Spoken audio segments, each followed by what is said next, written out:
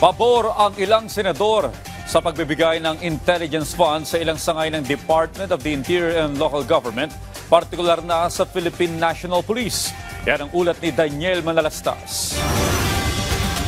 Sa budget hearing sa Senado ng panukalang budget ng Department of the Interior and Local Government, naungkat ang intelligence funds kung saan nais ng ilang senador na mabigyan ng ilang sangay ng DILG. Sabi ni Senador Sherwin Gatchalian, isa na ang Philippine National Police sa nais nilang suportahan dito.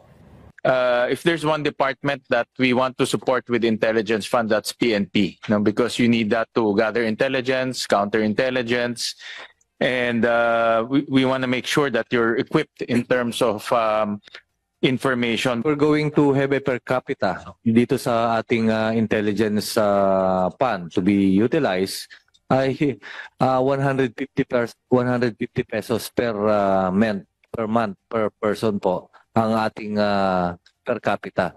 And kung titignan natin, that 150 pesos per capita intelligence fund ay hindi kukulang. Pero napansin ng senador na bumaba ang intel funds ng pambansang pulisya. Noong 2025 daw ay nasa 1.3 billion pesos, pero para sa taong 2026, 800 million pesos na lang.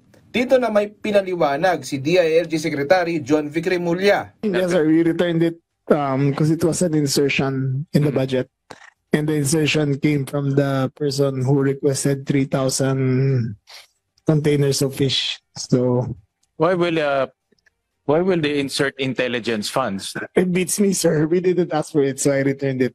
Mapapansing walang tinukoy na pangalan si Remulla sa nasabing budget insertion. Pero sa nakalipas na pagdinig sa Kamara, may pinangalanan si Agriculture Secretary Francisco Chu Laurel na nagtutugma sa sinabi ni Remulla.